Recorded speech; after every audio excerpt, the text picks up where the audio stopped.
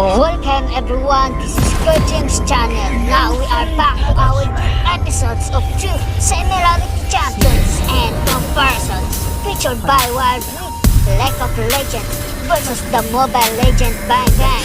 But before that, please like and subscribe to my channel and don't forget to click the bell icon so you will be notified to our new next episode video. Let's do this!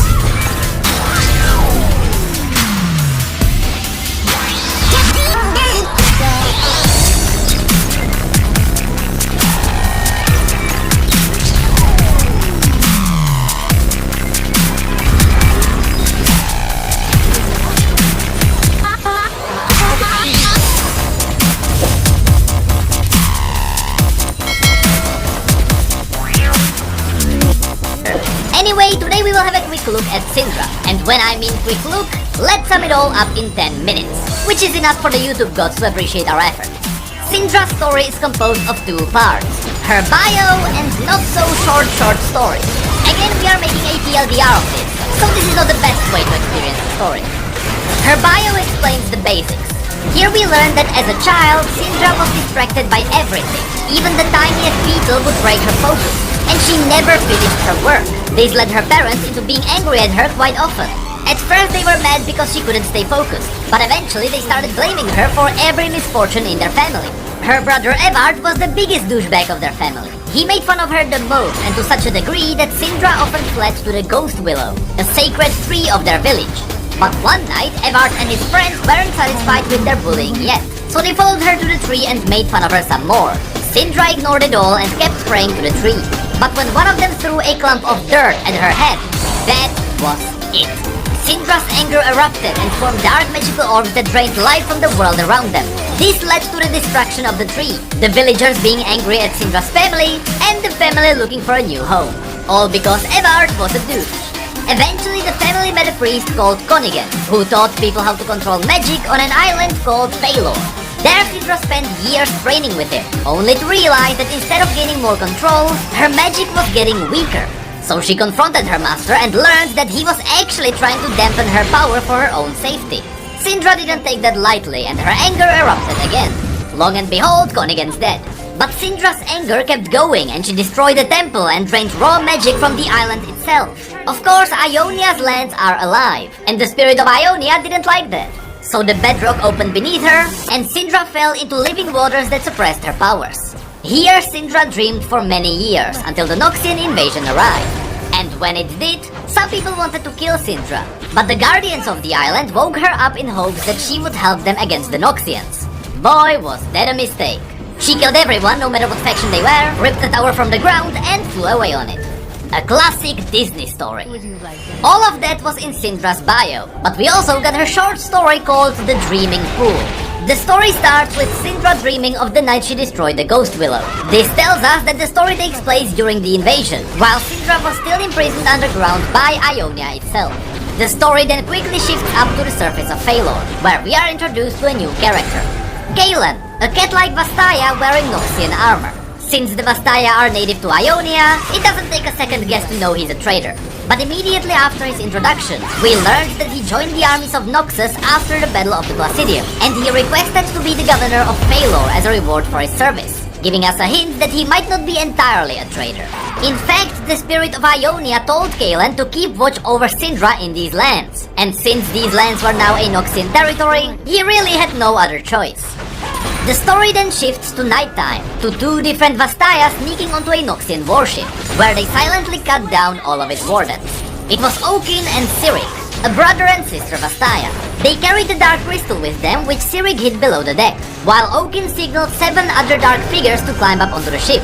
They were the Disposed, the last group of Vastaya that occupied these lands before the Noxian invasion. Together, these 9 Vastaya then sneaked towards the fortress of Paylor.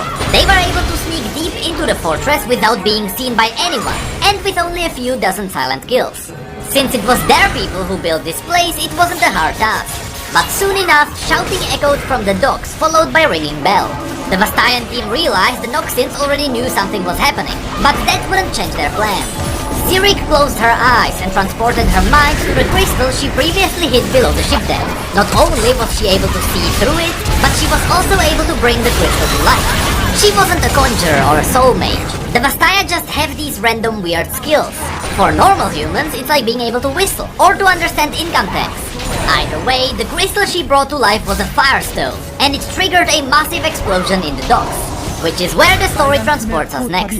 Kaylin was already there, inspecting what had happened, while other Noxians thought it was a black powder explosion, triggered as a cowardly act instead of taking them head-on. Kaylin knew it was caused by a firestone, used as a distraction while the intruders headed towards the dreaming pool. The story then shifts back to the Vastayan group. They stood before the main tower of the fortress. Tolling bells were sounding the alarm all around them, so they didn't have to sneak anymore. They sprinted forward as they avoided arrows coming from above. A handful of guards blocked their path, but the Vastaya danced through them without slowing down. This is where the first member of the Vastayan group fell, while the rest pressed on. A massive staircase led their way to the shrine, but on their way up they lost 2 more members. One died with 2 arrows in his chest, the other pierced by a spear. Before the entrance, there were 2 more elite guards, male and female. The strike team was able to take down the female guard, but another Vastaya died with shield crushing his throat. With a roar of grief, the other guard hacked down another Vastaya with his cleaver. Then the male guard ran to his fallen comrade, hugging her and ignoring the fact that he was in the middle of a battle. Cyric called for mercy and the team wanted to continue without killing the other guard. Of course, the guard didn't understand Vastayan language, but he did recognize their intent. With grief-filled eyes, he picked up his blade and launched himself at Cyric. Perhaps the guard knew what would happen, but such was the end of the other guard. This scene was one of the saddest Noxian deaths in any story. The 4 remaining Vastaya continued inside the shrine to the Dreaming Pool. Here we learned that Cyric and the others were previously tasked with protecting the person locked within the shrine, to ensure she never gets released.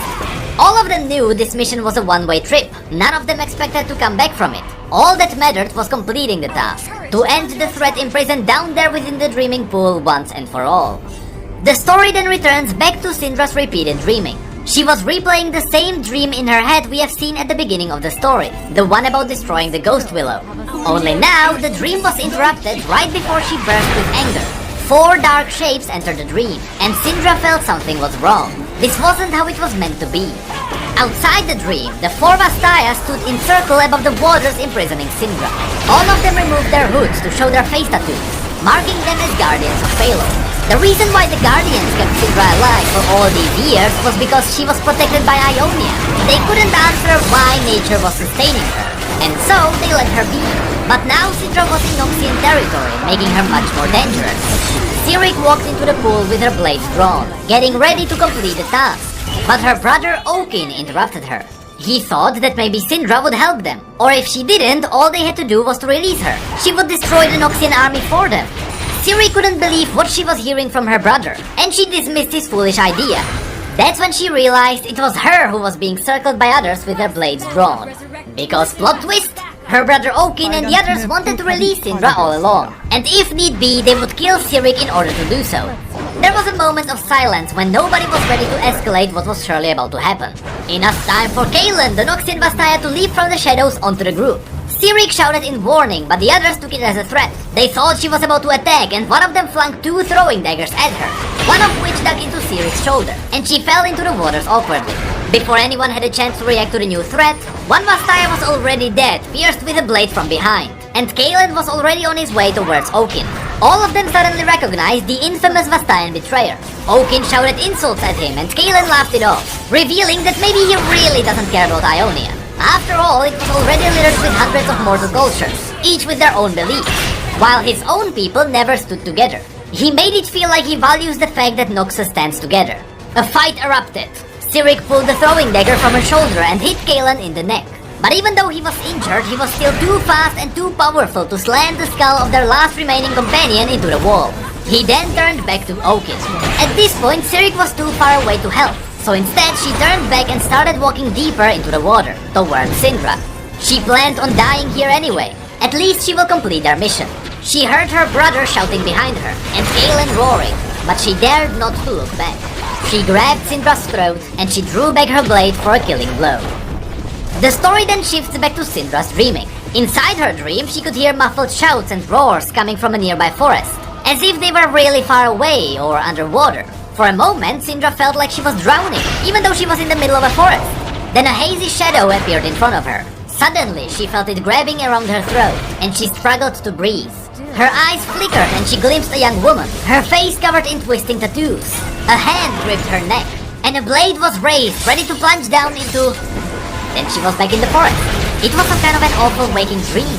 She was just on her way to the ghost willow to calm her rage. But she has already done that hundreds of thousands of times.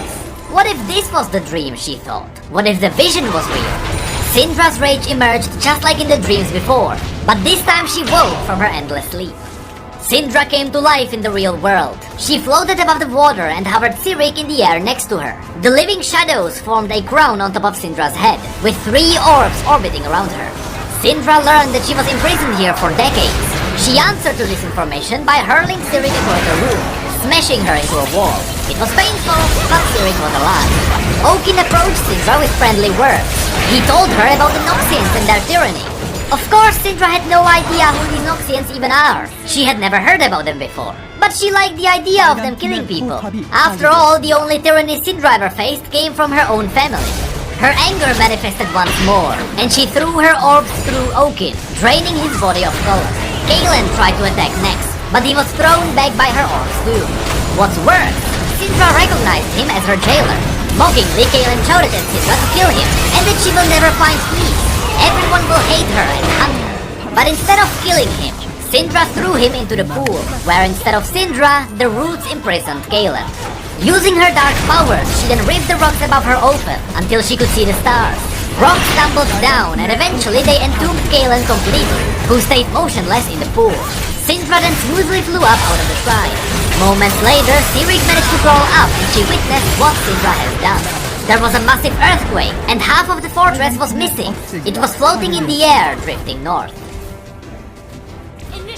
The last part of the story shifts into the dream of Kalen. In the dream, he met a seer, a purple-skinned creature with a single horn growing from her forehead. Let's not walk around it. It is Soraka's premiere appearance in the updated lore. Soraka offered Kalen 2 paths, both of which would lead to tragedy. In the first path, Kalen would fight the invaders at the Placidium of Navori. Ionians would win, and he and his lover would live in peace for many years. But his children would die before him. In the second path, Kalen would fight with the invaders. He will never see his lover again. He will be hated by everyone, friend or foe. After he would be defeated at Placidium, he would go to the Isle of Phalor and guard over the place of dreaming. In this path, his children would survive. Of course, we already know what choice he made, because all of this already happened.